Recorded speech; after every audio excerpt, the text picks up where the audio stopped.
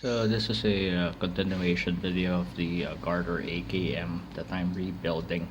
I opted to, of course, change the gearbox itself, and because I was able to see that a couple of the parts of the gearbox was worn down already, and it's not just the screw holes. It's of course where the bushing holes were worn out, and I didn't really want to resize the bushing holes, so I just opted to change the gearbox itself. I'll be using a JG gearbox. These are relatively cheap, and in my experience, when it comes to alignment, it's not that far off from the Marui gearbox that was being used in the AKM. Probably it was built from a salvage AK unit. So what I want to show you now is the gearbox itself with of course new bushings installed, and I'm not sure if it's going to show up on camera, but I was able to, of course, polish the gear faces. I'll probably put in a picture for it later.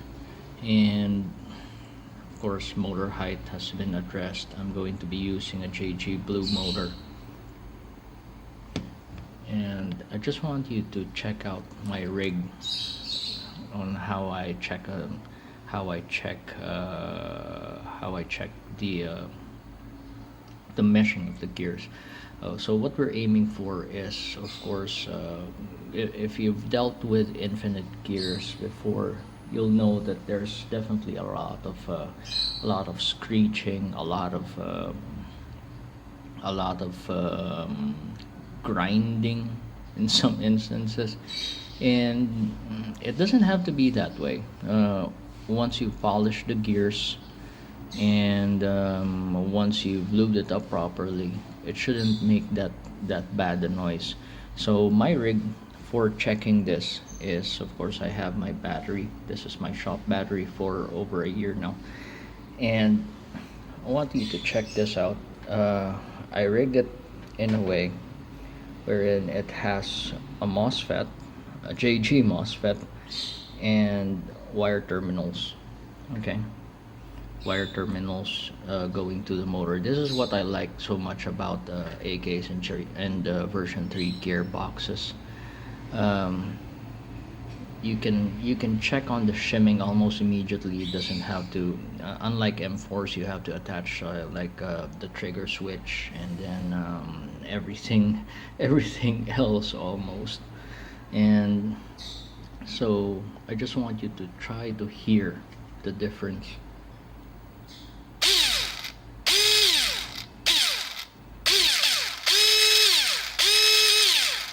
So as you can hear there, you can hear it doesn't have that grinding sound anymore.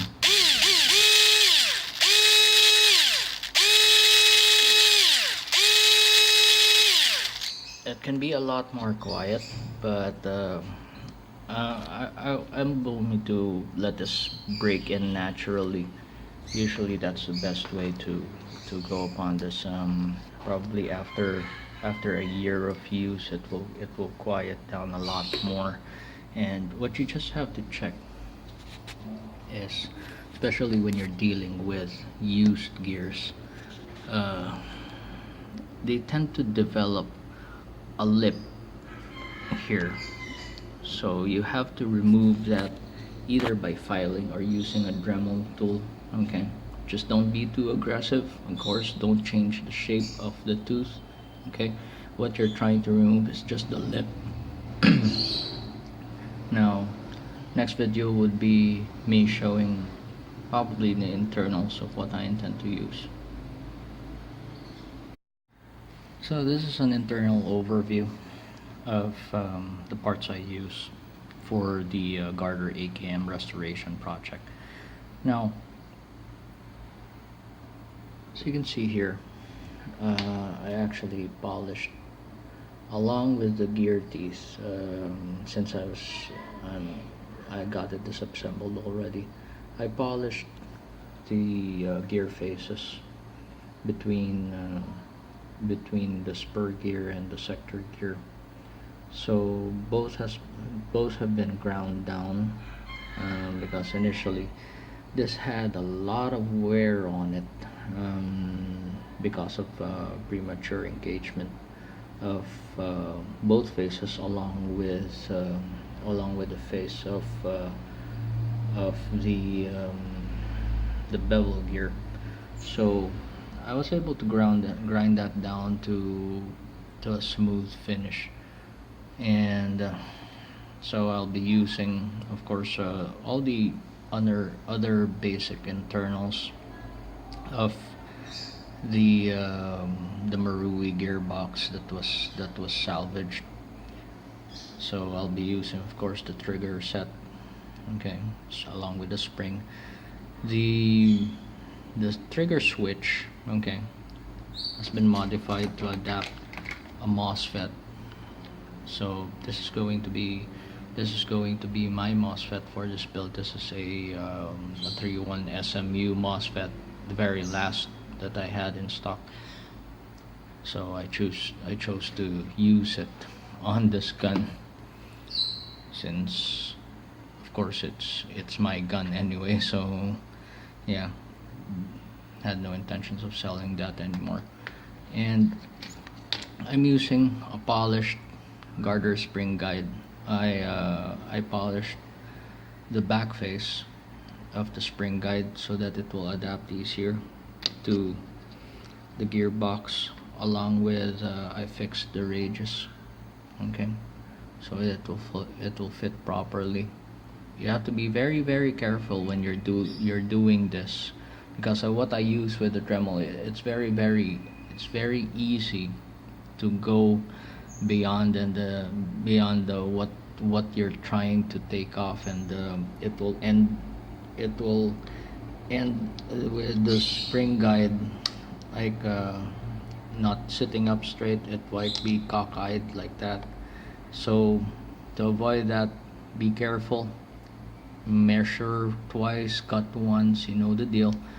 And the bad thing about that, if it's cockeyed, of course you're going to break springs. You're going to end up with springs that are deformed, and probably won't be putting out the right FPS.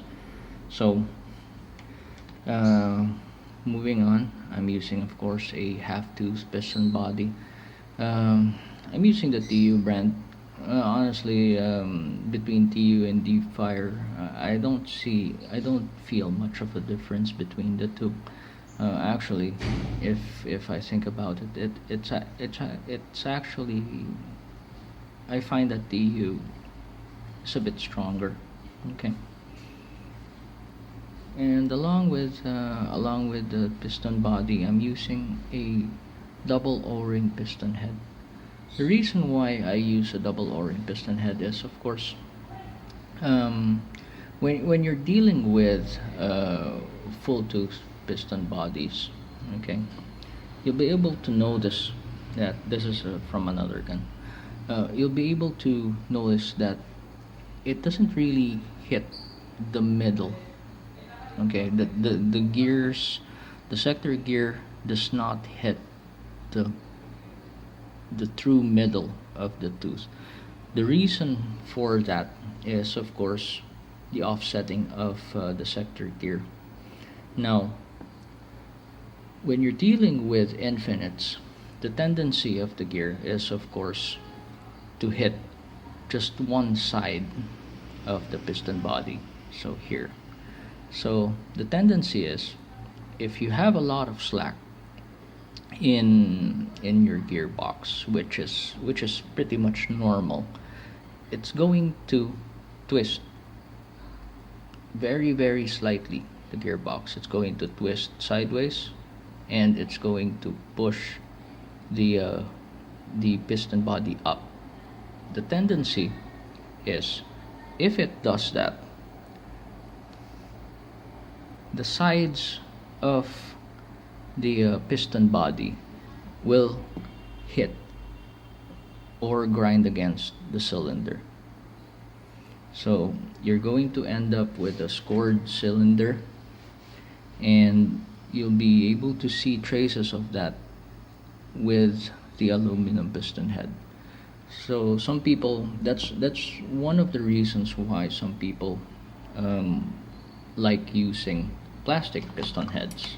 Okay, because it doesn't really do that much damage unless there's some very very small metal shavings that somehow crept up. That's when it's going to start doing that. But um, for years now, I've been using this double O-ring piston head. Okay, and I like it a lot, honestly. It doesn't damage the gearbox, because once it does that twisting motion that I was talking about, this small O-ring will actually save the cylinder from being scored. Now, when you're building a gun that's relatively strong, or any gun that you want to spend a lot of time on building, you're going to use a spring. Okay, um, with all my builds, actually, I do this. I use a very soft spring, just to see if it cycles properly, and just to see if there's no grinding um, on this part of the piston body teeth.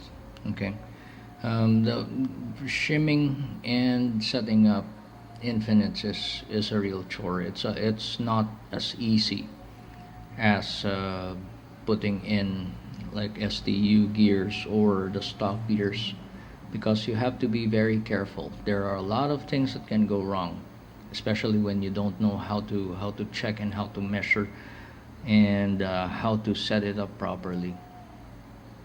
Now, what I use for oil, okay, for lubrication, is I use a blend of very very thick automotive gear oil on the gears, and then I use silicone oil for the O-ring. Now, I've I've gone through a lot of lubricants, and of course I've heard it's bad. Like petrol-based lubricants are bad for O-rings, or bad for any rubber part. So I even tried it before. I actually used a motor oil as a lubricant for my O-ring. This is the normal O-ring that you can buy in all those hardware stores, and I left it there for over a year, and I didn't really see any difference.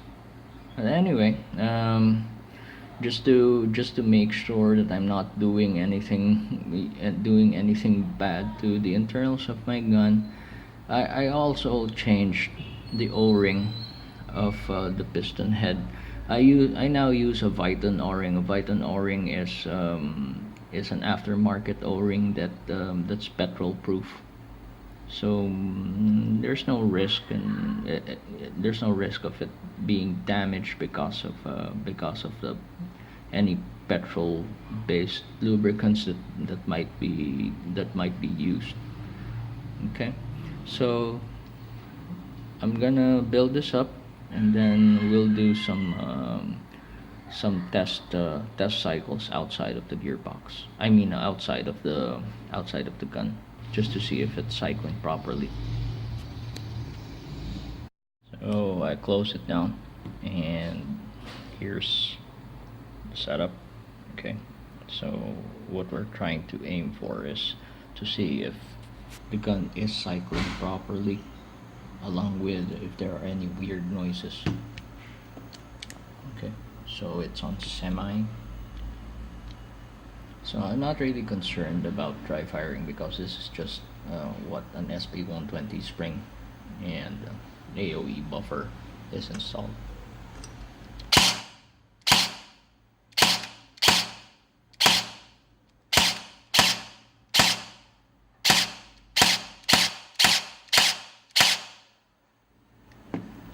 It has that zipping sound, which is still quite normal for infinites.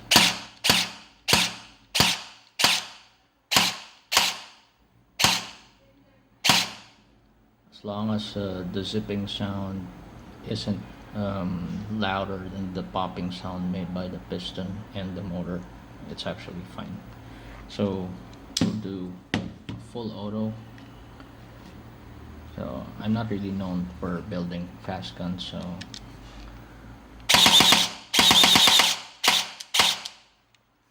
pop back to semi.